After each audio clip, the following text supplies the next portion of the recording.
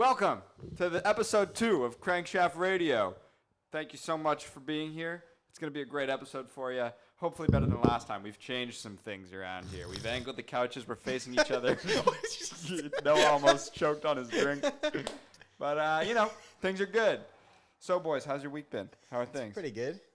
Yeah? Keeping busy, doing car stuff. Can't complain. Yeah. Nice weather, so I took the GT4.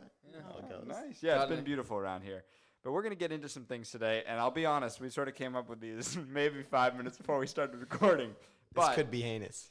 We're going to review some car myths today. Noah doesn't know this. I don't know anything. But yeah, we're going to review some car myths, go over them, see if they're true or not, just generally talk about them. And then after that, we have our typical segments that we have now started to do. We've got a Q&A from over on Instagram. If you want to ask us questions, go over on Instagram. And we also have some car news review. So I'm sure it'll be a good one for us. All right, but let's get into it. I found some myths that I think we should go over. Top 10 car myths that drivers still believe. So we'll have to see what these are. I've only read a couple, and it's already exciting.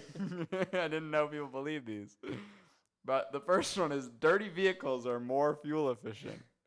What does that even mean? How dirty are we talking? That's not Apparently, they believe that's the dirt, dust, and grime on the outside of your car will somehow fill in the cracks and make it bring the drag.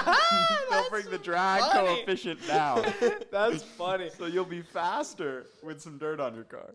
Which I hope is true, because if that's the case, I'm getting some great gas mileage. That myth does not bode well for Q Car Care. No. Would not treat us right if We that was just true. go mudding, smooth everything out. You smooth over those body lines. Yeah, You'll that'll be be getting the trick. Yeah. some nice horsepower. So that's Definitely true. I don't know. That one is confirmed non-myth. Number 2 is premium fuel equals better performance. Which we were discussing prior to the episode is technically true if your car is not tuned for the better fuel, but better fuel can equal better performance. If your car is tuned to run 93 and you put 87 in it, it will perform worse. But if your car is tuned to run 87 and you put 93 in it, it won't perform any better. I completely agreed. My Subaru I had a couple of years back was tuned for 93, and if I ran 91, the engine would not be happy with me. So definitely premium fuel, better performance in certain scenarios, but not all.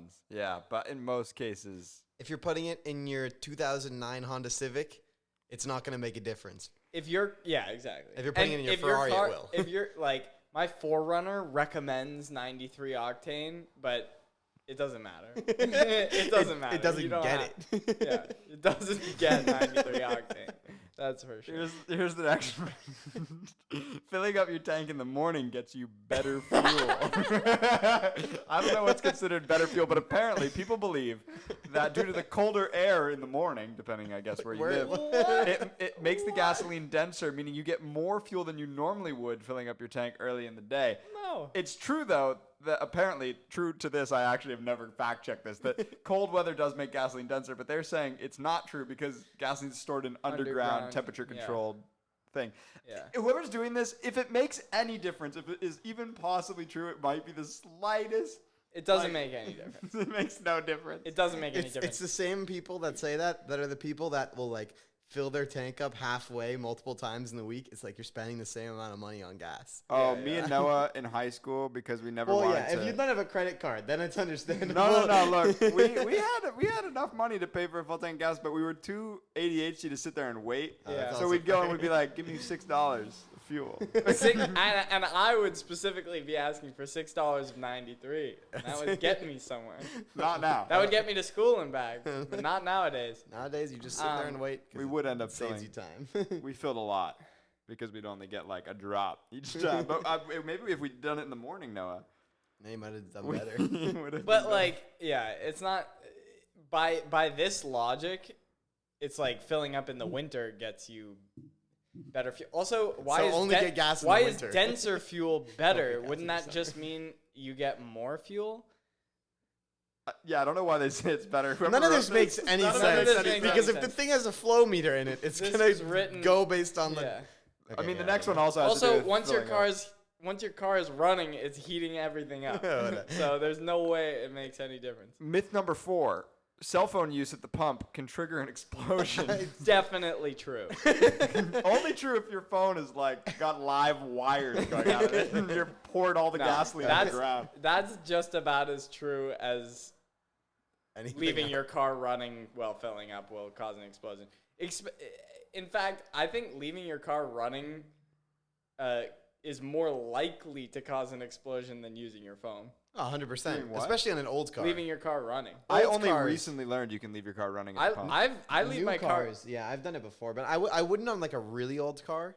I leave my car running every time. I usually do too. No. I've gotten yelled at. One dude at a gas station started screaming at me. I'm like, buddy, it's fine. You know what I've gotten yelled at for is like using a tennis ball or like the gas cap to jam it open so it keeps flowing. And if you go to a gas station, it doesn't have the flick thing. It's like, I'm not gonna sit here holding. I'm not sitting in here. I want to go buy a protein bar. I don't got time for that. And I want my gas to be full when I get back. Some states don't have the clip. Yeah, and New Jersey here, they don't have the clip. New York doesn't have the clip, and they get pissed if you try to finesse the system and like keep the thing flowing. Yeah, I usually have a tennis ball somewhere in my car to keep the thing flowing. That's like the Tesla drivers who jam the tennis balls in the steering wheel to get it to just autopilot without their hands there. Yeah, and that's crash and die. That's a good move. That's a vibe, yeah. Sometimes you can do it with a water bottle too. Oh yeah, definitely. I don't know from experience. You can do it with the gas cap. That's what I do most of the time. In your Tesla? Yeah. No, we're talking about how the steering wheels on like cars with the self-driving stuff. You can want your hand on them, but in the Mercedes, I know if you just slap a water bottle in there, it thinks you're holding the steering wheel and you can sit for days. There was one time where me and Noah were on a really long drive in a Tesla Model S, and I may have fallen asleep because I was so tired for like it must have been 15 seconds, but the car was driving itself for those 15 seconds. On Assetto Corsa. One time, I had a Tesla Model 3 Performance, and I was on video games only, obviously not in real life, and I sat in the back of it while it drove down that. Did you really? Yeah, but not in real life, though. Not in real life. No, that would be dumb. That would be dumb. That'd be a horrible decision. Don't do that, but yeah. Did you jam something in the steering wheel? No.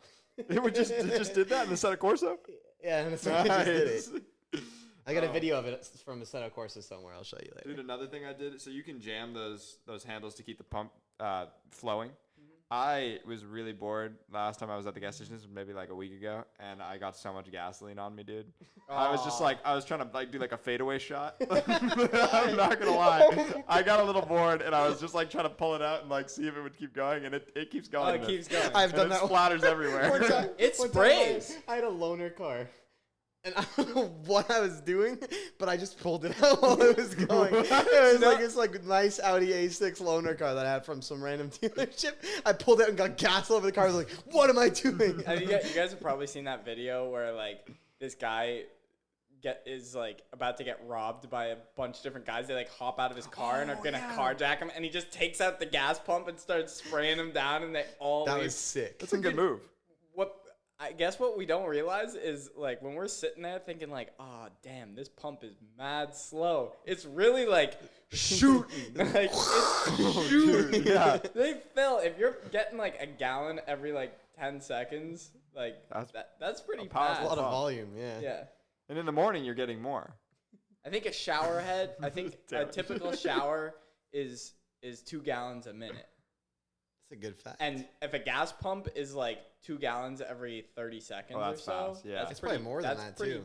That's pretty pressure. That's high. You can take a good shower. Yeah, you got to be careful of those things. Yeah. Have you ever seen people drive away with the gas? Oh, I've done done that. I haven't. Yeah, thankfully there was a breakaway, but I was really sick one day, and I was just like not paying attention. I needed gas, and I drove away, and it slapped in the side of my car, but it was fine. One time, he was like, it happens all the time. I was like, Jackson and I in high school once saw a lady like take the windshield washer thing and like clean every part of her car except for the windshield. Like she took her car was like covered in mud. This lady dips it in the blue and scrapes her paint all the way down to the side skirts, and Jackson and I are just sitting there laughing the whole time. I honestly couldn't control myself. It was so funny. Yeah, That's good entertainment. She loved it, though. She was getting that thing. All right, let's get more of these comments. Oh, 5. Electric cars are more likely to catch fire during a crash. True. I think that might be true, but also, like, gas cars still are pretty likely to catch fire. Well, they have flammable liquid inside them. I feel like it's situational, too, because a lot of gas cars or electric cars are so new that the technology is just not perfected yet. Yeah. Like, I feel like if 30, 40 years ago, I'm sure a lot more gas cars were catching on fire. 50, 60 years ago, maybe, but I don't know. Yeah. I mean, but yeah, gas is very flammable, too. I think it's just kind of because electric cars are so new. Yeah, and there's also way more gas cars on the like. Yeah. Bro, statistically, that's a tough one. Yeah. Yeah, exactly. To like really prove. Every single car fire I've seen has been a gas car. Mm-hmm. For instance, I've actually seen a bunch of fires from electric cars. There was actually one time we went to school up in Burlington, Vermont, and the lake over there freezes, so people go and drive on it. The gas cars go on there, totally fine.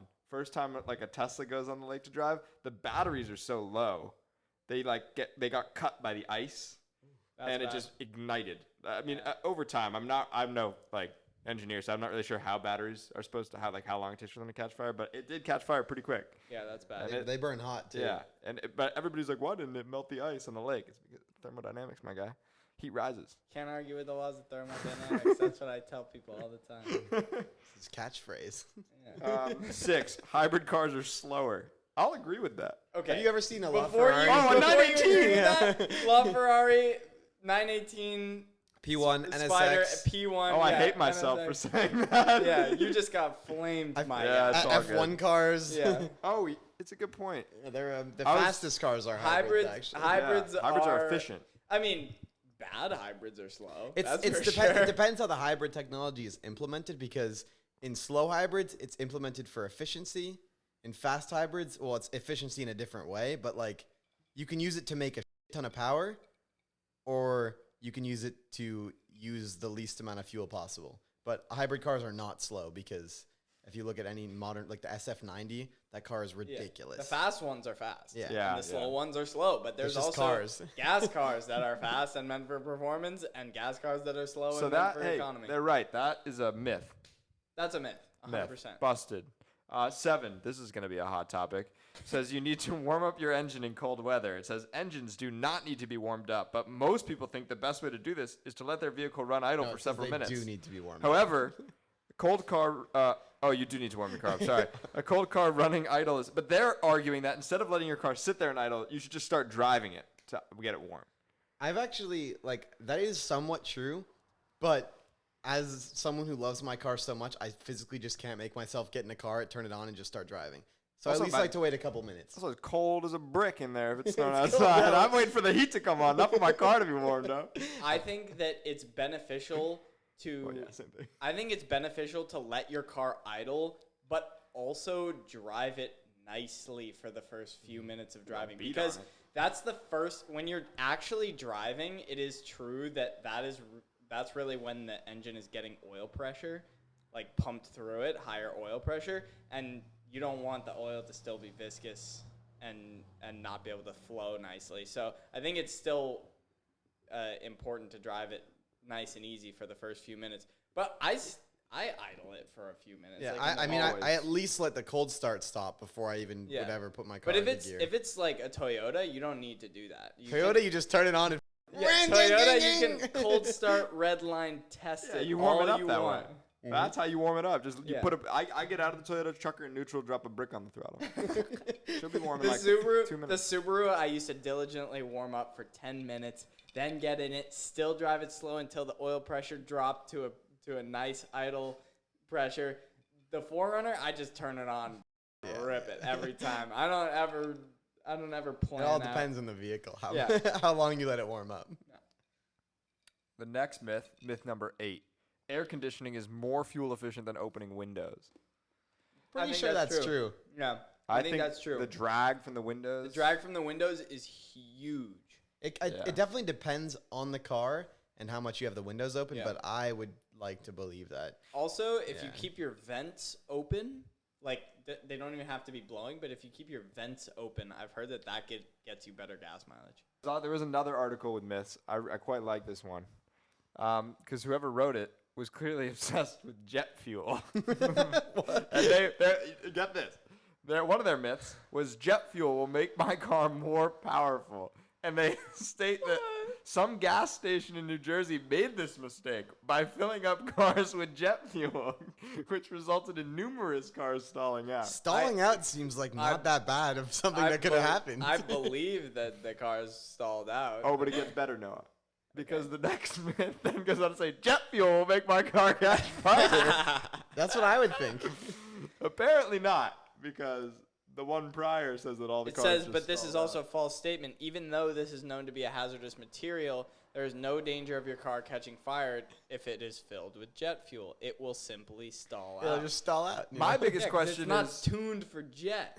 jet fuel is I would just think- substantially more expensive, by the way. Well, I would just think that if how do they make if that enough jet mistake? fuel got in an injector, it would just spray a lot and just.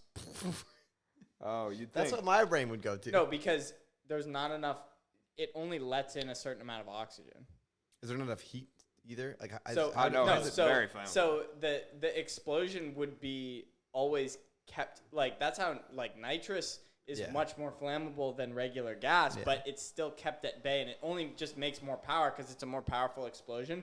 But then the oxygen gets cut off, and so does the fuel in a single Yeah. stroke. So it's fair it's enough. not. I Gonna would just blow think up that your jet engine. jet fuels, the amount of power coming from the explosion of jet fuel would not cause it to stall out. It would cause it to blow a hole in the block or something. Yeah, well, definitely, maybe. Yeah.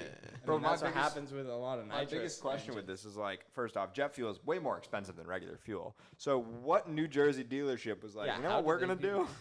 We're gonna make Well, it the was probably an conscious accident. business decision.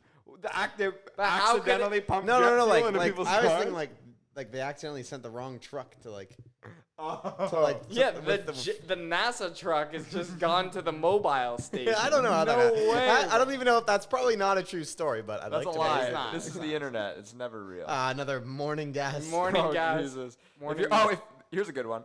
The myth is if you're about to collide with a moose, speed up so the moose can go over the car and save those inside the vehicle. I've heard this. Moose, tall. You want to aim for the legs and you want to sweep the Well, you legs. can't aim for the legs. That's all If you're you in can a aim car, for. you can't aim higher or lower. a better version of this myth is that a low sports car does better in a moose crash than I an swear. SUV. Bro, I swear, you sweep the take it, legs. you sweep its legs, and then the whole body goes on top of Sweep you. its legs fast. Or over. Okay, if you're going 130 miles an hour in a GT3 RS and you hit a moose, you're going to hit its legs, and it may, by chance, sweep right over the roof. And then you're at a tree because your car will be destroyed. You're definitely hitting a tree. But The moose if you're in, wouldn't have killed but if you're in a Honda Odyssey with your whole family and you hit a moose going 60, it's gonna just slam the roof line. That and John's coming in the fucking car. Kill your whole family. Bro, for me, it's I'm not going to let the moose win. The tree's a freebie. That's my bad. That's how But the you- moose, I'm not giving him the points, bro. His KD ratio is going to go up. If I see a moose, the last thing I'm doing is flooring it. That's all I gotta say to I this mean, myth. obviously, I would try to stop first. Yo, there's a moose in the road. there's absolutely no one No who would one's put their doing foot in that. it. Yo, there's a moose. I'm gonna race him. I'm gonna drop a gear and disappear. Did you guys ever see the video of the camel getting hit by a Tesla? No. That is wild. Should I pull that up for you? We can't put that on the No, but I can pull it up for you guys. Yeah. All right, I'm just going to get their reaction. But if you want to see this, you're going to have to look it up on your own time. Thank you, sir. Look at this. This song is fire.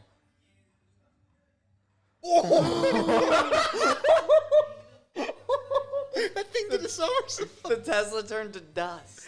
Oh my god, play that again. Oh, my God. He sent it- Jesus Christ. That He sped up. He put his foot in it.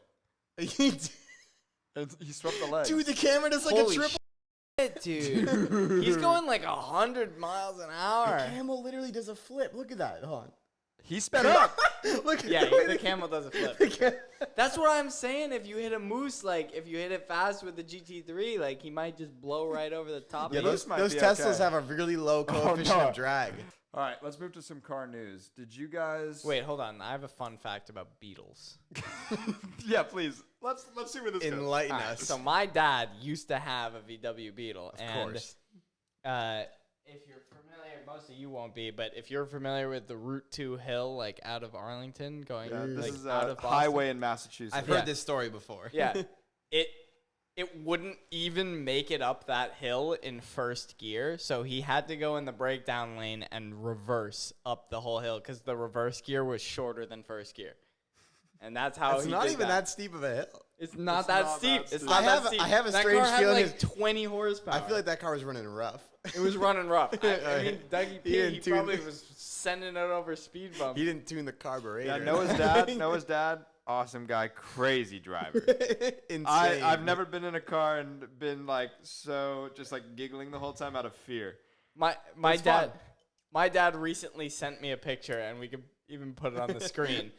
And he sends me a text and says, I don't know how, but my sway bar snapped in half. Oh, I know how. And his fully, not even a hollow sway bar, fully snapped in half is because this guy drives over speed bumps at maximum speed every time, every opportunity. He thinks a speed bump is an opportunity to be a rally driver.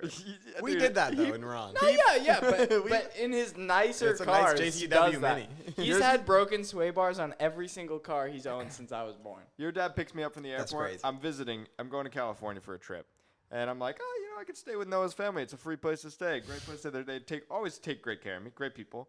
And very nicely, they offer to pick me up from the airport. So Noah's dad comes, picks me up from the airport in his Mini Cooper. Cool car. Very quick. And he, as we're leaving the airport, he's talking to me, telling me these stories. He hits a freaking, like, the biggest curb you've ever seen in your life. It's almost like the dude didn't even notice he hit it. I thought the car broke in half. He just kept driving. Zero reaction. He's like, that was weird. I was like, what? What, dude? I thought his car actually was gone. It Like, did. He always asks me, like, why do you think this is wrong with my car? And then he's like, they don't even carry this in stock anymore. I'm like, yeah, well, don't break your car every time you drive it. Oh, my God. He's a maniac with Yeah. that thing. But, hey, it's cool, and he loves it, and he I don't got know the if money it's cool, for it. but he loves it. He does love it. He definitely loves it. Dude, I like that. The feeling of the car hitting that bump. I wish I could explain. It's like hitting when you hit a pothole and it bottoms the suspension out. It was like way worse than Or that. like hitting a wall. Yeah. Let's move to some car news. We've all seen the clip because it went around this week, but I feel like we should talk about it because it is relevant. But the NASCAR driver who literally used the wall. He did a didn't see NASCAR that. wall ride. You didn't see that? I didn't see that. You don't even follow Captain Crankshaft? I'm out of the loop. Oh, bro, we made a video about it, and you're a horrible friend for no one. Shout out Ross Chastain. This is the best overtake in racing history. So if you don't know what happened, on the final lap of a NASCAR race, and look, I'm not a huge NASCAR fan. This is the first time I've ever really watched anything in NASCAR in my life. But this dude decides, because he's behind in points for the championship, and he has to place in a certain position to be able to keep going through to the championship.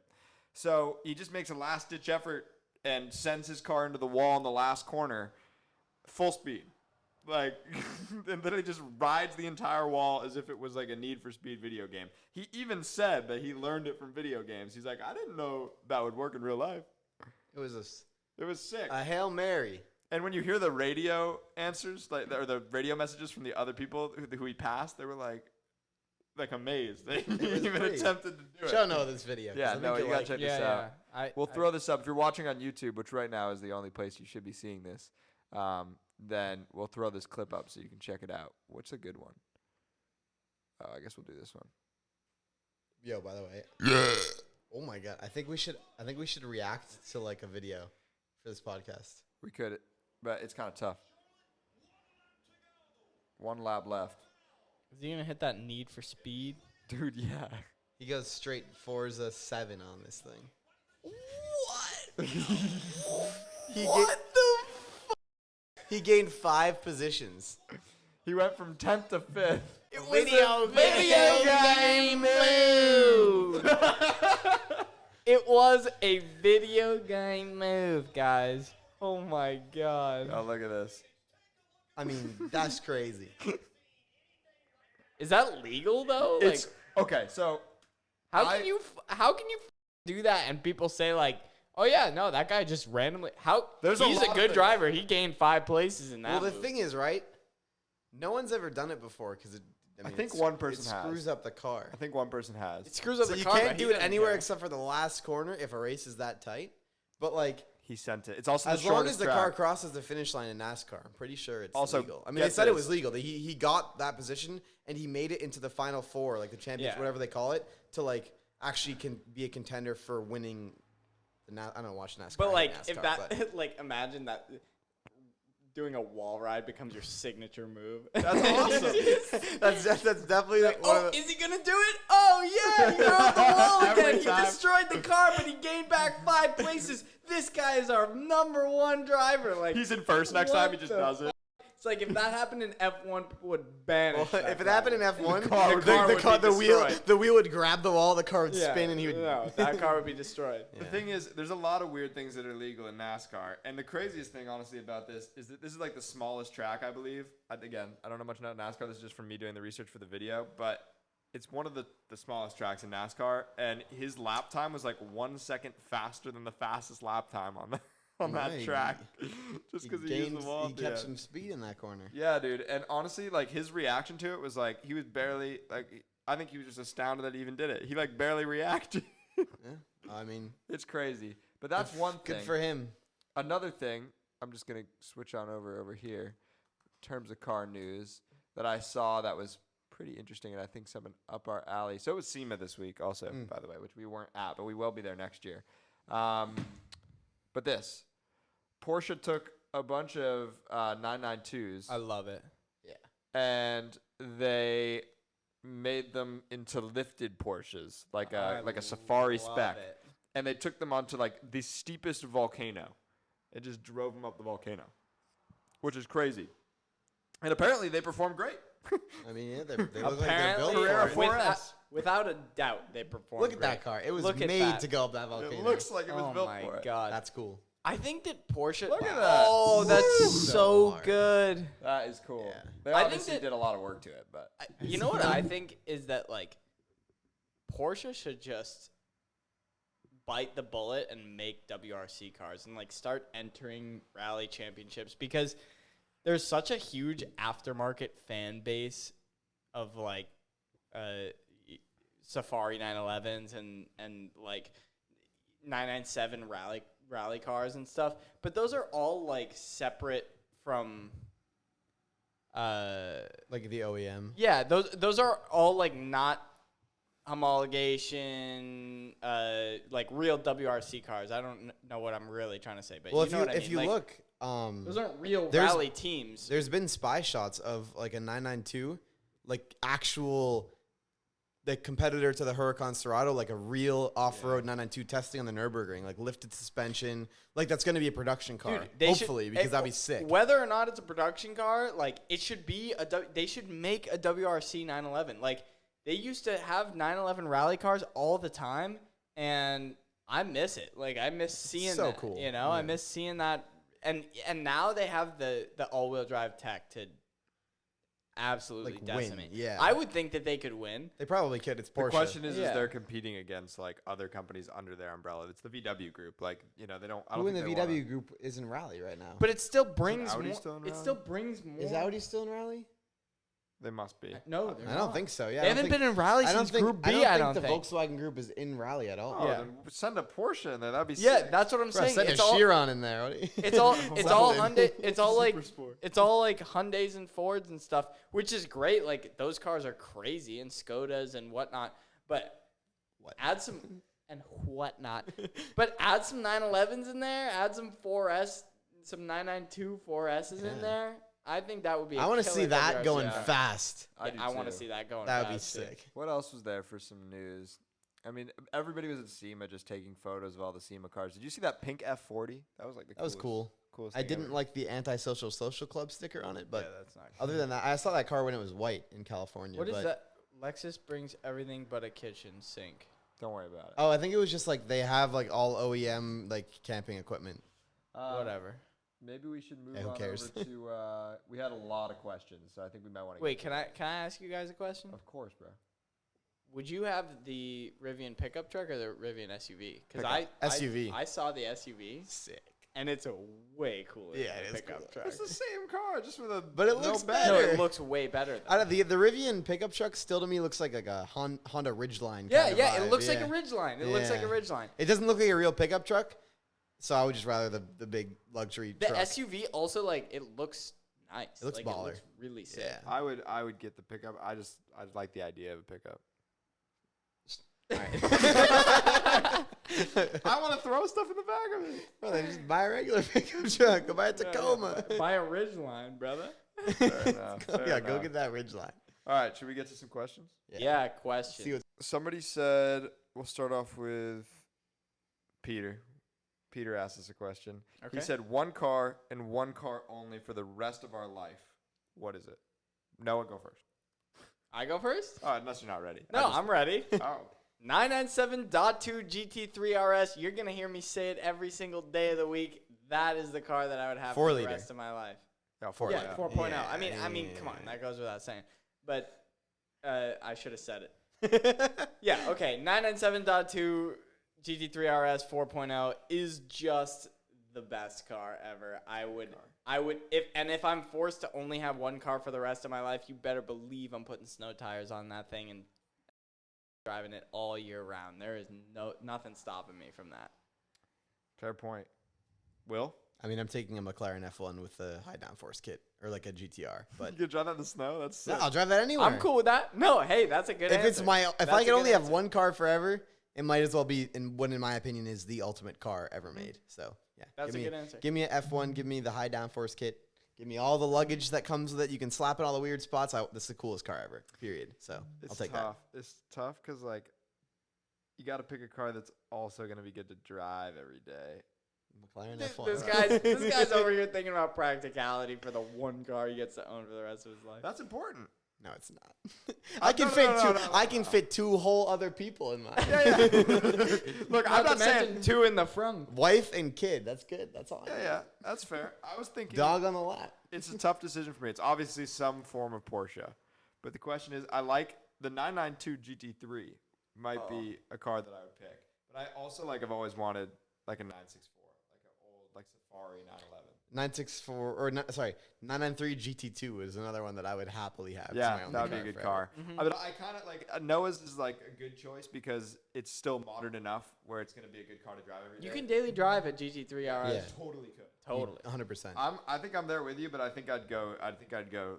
I like the 992 GT3. Maybe it's because it's like he's my been most talking about that recent a lot. obsession, but I think it's such a good looking car. And 992 GT3 RS to GT2 Touring. That's like, or GT3 Touring. Sorry, that's. I like the wing, man. If it's like people always are like with the Touring. I think the Touring looks beautiful. It looks like a great car. But if I'm gonna spend the money, I'm still a little boy at heart. I want a big wing on the Let's back get of the my car. RS.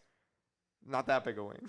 That's the best one. The new GT3 RS is so incredibly aggressive and I crazy. want one so bad. It's the closest thing to like a GT3 Cup car for the street. Yeah, it's sick. Yeah.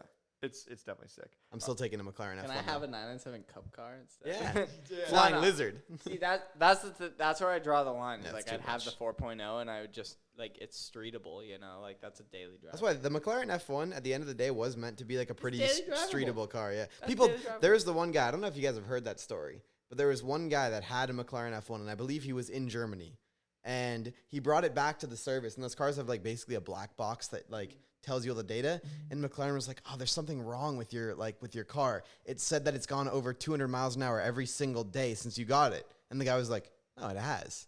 Nothing wrong with that. He's like, "I've done that every day. Well, why else would I buy this car?"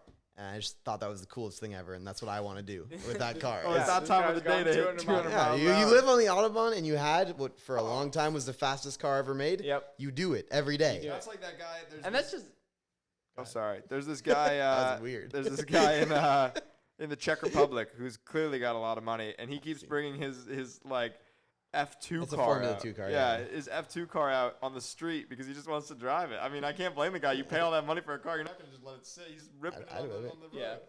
But I was gonna say that's just a testament to reliability, right? Like McLaren F1, 200 miles an hour every single day. At the end of the day, it's only a couple BMW engines slapped together, Yeah, so how bad can it be? Yeah, that's much better. Pretty bad. No, good back when BMWs were actually decently reliable. Still pretty bad. Yeah, okay, fair enough. It's not as bad as a modern McLaren. I was gonna say that too because you guys both said it's got to be a Porsche, and I'm obviously a Porsche fanboy. I hate McLarens.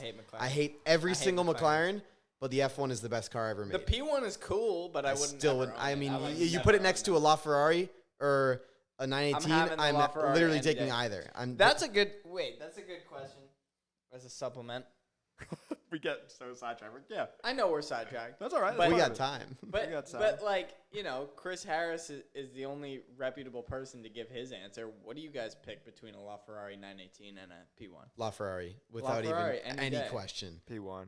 P1. Interesting. If you like, there's no. I mean, especially if you include the LaFerrari Aperta, there is like no way I'd pick the other two cars. I'm just not a Ferrari fanboy. Oh, I'm so much of a Ferrari fanboy. Bro, V12. Man. It's funny because the 918 I think is maybe actually the best car on there, but it's too understated. It's the most boring car on there. Boring, yeah, the LaFerrari so is just. fast. I mean, it's the Ferrari. Like the Ferrari not only in my opinion looks the best, but it also is like the best sounding, the closest to like a true race car, true F1 car. Yeah, like a really like it. I mean, Ferrari straight up I mean, they're the only one at that time. Actually, no, McLaren was McLaren in F1 at that time. Yeah, okay, cut that out. Never mind. It's cooler. It's just cut that out. He said. Yeah, don't. You go to the next question. Me. Yeah, let's go to the next question. Next audience question was, why are car companies like Noble not popular? I had some opinions on this. So Noble, because they're useless. Because they're unreliable. Because someone made that car in a shed and it's not well put together. Yeah, I think that's more the point. And I don't think it's actually a fact of it being unreliable or not. I mean, you remember Top Gear? They took one. They had a McLaren 12C, I believe it was, and an Aventador, and then Richard Hammond took a Noble. And the clutch just failed. It is funny that the MC or what is it, the M600? No, it was the M20 or some M600, I think. No, what's yes, the, you're right. The There's McLaren? another one. There's the McLaren, the MP, the 12C. Oh, MP. Yeah, the 12C. I'm surprised that thing didn't break down, and that's a testament because those things. Well, break the later fast. on 12Cs weren't that bad, but the early ones sucked. But the reason I genuinely think that Noble, like, I don't think it's a matter so much of if the car's unreliable or not, because that can be fixed like with. The real problem is just production numbers, like having any money behind you to really build a lot of cars and have like good resources. And if you can't have that, like, then you're never going to be able to make a car to compete against everybody else. Yeah, that's not true though. You have to start off by making good cars. Pagani went in without much money. Like you have to. That's every car company started somewhere. Engines Yeah. Off the bat. Yeah. They had Mercedes engines off the bat. But the Noble has a Volvo engine. Okay, sure, but. Which is actually a Yamaha engine. Right, but the point is like if there's like 3 Nobles out in the world and you're not gonna have a guarantee of like a dealership taking care of all the maintenance and whatnot, like it's just nobody's gonna buy it because they're weary that it's gonna be a nightmare. And the truth is, it is a nightmare. Mm-hmm. Like having a high horsepower, high performance car like that, like. Even back in the early days on Top Gear, like it broke down 40,000 times before they could even get a single lap done. You have to want that car. You have to really love the look of it. Absolutely. You know what company has surprised me that's actually been becoming somewhat popular is Zenvo. Because when Zenvo first brought out the ST1, that car was garbage. It was really fast and really cool, but like Top Gear brought it out and it broke down once and caught on fire another time. And you never saw them except for they were in that one movie where they had the two of them that weren't even actual Zenvos, where they drifted them. Yeah. They weren't even real Zenvos. No, the Fast and Furious was the Lycan Hypersport. Yeah. Oh, true. They had this. There was another movie where they made like 2 Zenvo bodies and put them on drift cars. But then I mean, you have people like Shmi who are spending $2 million to like spec out and order a Zenvo. I don't know if he actually paid full price for that car. I have no idea. But that company has actually, I feel like, been becoming more and more mainstream, which is weird and unexpected because it's like a weird Dutch supercar company, but. What about Apollo with the Gumpert and stuff? Like they've been still making cars. Well, they made that new one a couple of years ago that they brought out at Geneva Motor Show, and then you haven't heard anything about it since. But the Gumpert Apollo is because now it's just Apollo, right? It's not Gumpert anymore. Oh yeah. I'm pretty sure now it's the Apollo IE. No. Yeah. I think that with like performance brands, emerging performance brands, they have to be backed by something reputable. Like it's Pagani, really hard. Pagani had Mercedes at least on their side, you know? Like Or you just have to be crazy innovative. Like, Right. because Koenigsegg, Like, they came in and they Koenigsegg- were just so... Hennessy doesn't count because they just modify cars. But No, you need to that's- do something. You need to do something that, like any business, you need to do something the best, better than anybody. Which Koenigsegg, Either which like is one of the only that did Koenigsegg it. best, like the Pagani is the engineering best looking best. cars. Like, The materials in a Pagani are the best. Like Hennessy's route is like, let's make the craziest, fastest modification to a car. Like, let's build the craziest thing. Volvo's, let's build the safest car. Like, you kind of want to try to cut a niche out for yourself. It's always the proof is in the pudding, right? Like, if you watch any video on the way that Koenigsegg's are produced, you will see the amount of R&D that, like, Christian von Koenigsegg cares so much more than whether his, like, cars get bought. He cares so much more that he is doing the most innovative thing. And that's something that, like, Gumper and, what were we just talking about? Noble, like, they're just out there to make fast cars. they're just and, kit like, cars, really, at the end of the day, too. exactly. Like, they're like, ooh, this is cool, but people really need to be successful. You really need to prove that you care that your own car can do what you want it to do. And then still, that does also come down to having money to back it, too, though. Because Koenigsegg expensive. spent way more than Noble developing even just the CC8 Totally. back.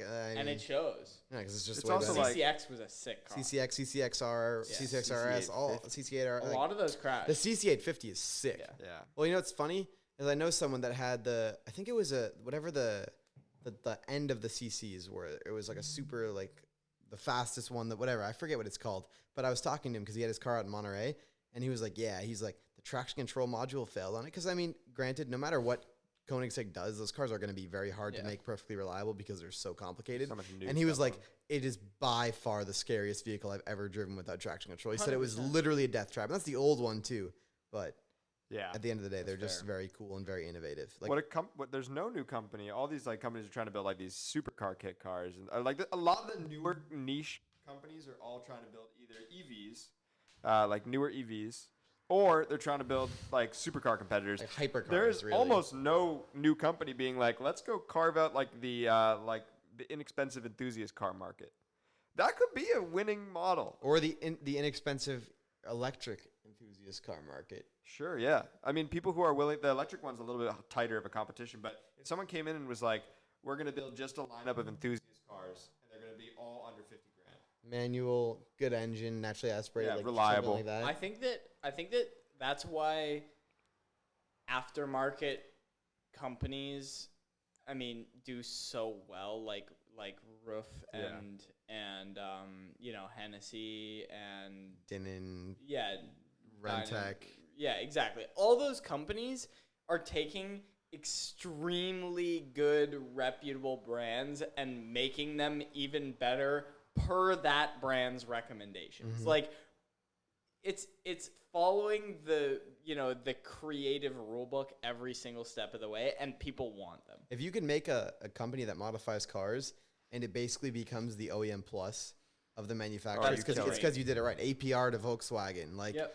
Yeah, They Roof just to Porsche. they make them what everybody wants them to be, but what an OEM can't make the car because it has to sell to the masses. AMG to Mercedes. AMG was its own company. Exactly, And yeah. then Mercedes was like, oh, we better buy them. And now it's Rentec to AMG because even then AMGs were still a little tuned down. Yeah. And there are companies that were like, all right, there are going to be serious people that love these cars that didn't just buy them because they were nice. Because there's a lot of people that buy the cars that are nice. Yeah. Then you have these companies that are like for the enthusiast that loves the car and wants to make it perfect. And there are different like subcategories of that. Like there's Dynan to BMW, but there's also Alpina to BMW, AC which is the Schnitzer, more which did the BMW right, which is stuff. the more luxury side of BMW aftermarket. And then there's Dynan, which is the more performance side of BMW aftermarket. But there's a market for both because they collaborate with BMW. That's the most important part. Like collaboration and finding the direction that works for everybody, and that's why aftermarket companies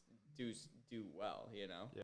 Are you ready for the next question? Yes, I'm ready. All right. So one of our lovely people who asked this question was saying best stylish and sporty looking first car to buy, and I think we'll just take the budget of a first car being under like $25,000. That's a crazy budget for a first car. I got you with one. Well, the car market's kind of I was thinking like under 10. Okay, let's do under 10. We should all pick 3 different budgets. You do under like 30. You do under 20. I'll do under 10. Okay, Noah, you go first. Best stylish and sporty first car. You get under 30. Are we talking new cars or used market is I think fine? anything is fine. Okay, well, then I may get a little bit flamed here, but I'm going to go with the new car. A new car under $30,000. Your best bet for stylish, reliable, and fun to drive is a Subaru BRZ Toyota 86. It's a good-looking car, and it's cool, and it's fun, and you can learn really good car control with that car. Like, manual transmission, rear-wheel drive, limited slip diff if you opt to get it, and, like, that's going to be such a good car for your first car. Like, it's not overly flashy, but it's also, like, really good to drive. Those are fun cars. Those are really fun cars. That would probably be my pick under 20 also, because you can get like a used. You can get a used one. A used like no, FRS. but now you have the challenge under 20. He's under 20. I'm under 10. I'm gonna go a different route because you went that route. Okay. And I would say, what I'm gonna be biased and say a Volkswagen GTI. I knew you were gonna say that. It's a great car. Whoa. Okay, look, maybe a more practical choice, but still a fun car. You can have a lot of fun. It's still a sporty car. You can tune them. You can still get a lot of aftermarket parts for them. They're good looking. Yeah. They're relatively reliable, the newer ones, I'd say. And they're, I don't know. I guess they're not like as fun as a BRZ, but you can still have a pretty good time. They're pretty tunable too. Yeah. You can mess around with those cars. Everybody's like, they don't really come alive until you tune them because there's so much extra untapped power. They detune those engines so much. Those cars up. Also, I just want to go out there and say that all you guys who are about to get your first car and you're super excited about getting rear-wheel drive, learn front-wheel drive car control, and you will be a real man if you learn front-wheel drive car control. Yeah, it's because fun too.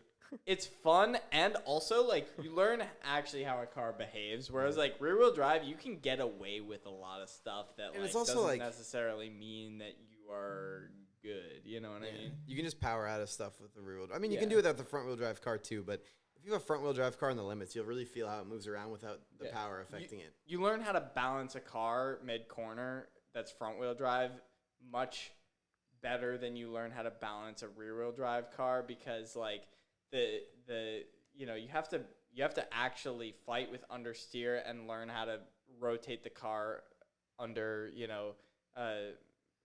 braking and trailing throttle oversteer and stuff. So it's a cool experience. I definitely recommend a front wheel drive car to any enthusiast looking to like become a better driver. Yeah, my serious recommendation for like a first car would probably be a GTI or a GLI. That was my first car. What's your under 10 though? But under 10, well, that's where I was getting to. Under 10, I would 100% go with it's a E46 ZHP. Yeah, hey, like I had a wagon a version. manual 330i coupe or sedan ZHP if you can find one. That's they won't be that unreliable. They won't be great.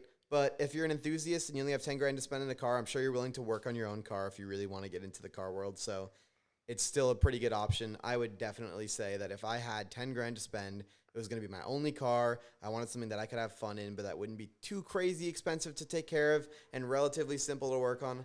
I know people are going to say that's not true, but I would 100% just go buy an E46 ZHP. You can still get a good one under 10 grand, and it's an awesome car. You can make it sound great. They look great. It's an awesome chassis. It's so well balanced. It's so much fun, and I just would totally recommend that to anybody looking into a first car under 10 grand. I agree. I think that's a great choice because, honestly, I was expecting you to say Miata, and I hate Miatas. Miata's not the best for – I don't hate Miatas in the slightest, but Miata's not a great first car. Like, it's really not. It's really impractical, but it's a fun car. It's also like I've driven Miatas and not had fun, so I don't like Miatas. It's like if you actually want to learn car control, a Miata is less good for that because it's just so horrendously underpowered. Like you'll feel like you'll be able to basically full throttle through every corner, and that's not the point of. But it's a great platform. It's a good car. It is a good platform. Miata doesn't need any defending. I honestly don't like Miatas. I would never. Right. Well, the thing is, I don't hate them, but I just would never buy a Miata. Yeah. So I don't know. I ZHP, it's a great sounding engine. You can just I don't know. I like those old BMWs. I think it's the best era of BMWs, and I think it's a great chassis. The E46 ZHP steering is so good. Here's a quick question that won't take long. and I think it's not asked properly if I had to guess, but it says Audi RS6 versus BMW X5. And I'm going to assume RS6, obviously. they didn't mean X5. They meant M5? I think they meant M5 because everybody would just choose an RS6 if that were the case. But if it was an X5M, I'd probably have it over an RS6. You'd have an X5 over an X5M, yeah, I would. Oh, but what about... Like a new X5M comp, What about, what's the competition to the RS6? It would be an M5. It would be an M5 comp, yeah. So which I would totally take over the RS6. I would maybe take the M5 comp. I'll take an RS6. The RS6 is so cool, but I don't love Audis by any means, but the RS6 is one of the best looking wagons to ever come out. In terms of looks, it is, but I actually drove one like for a good while. I've never driven so one. dull.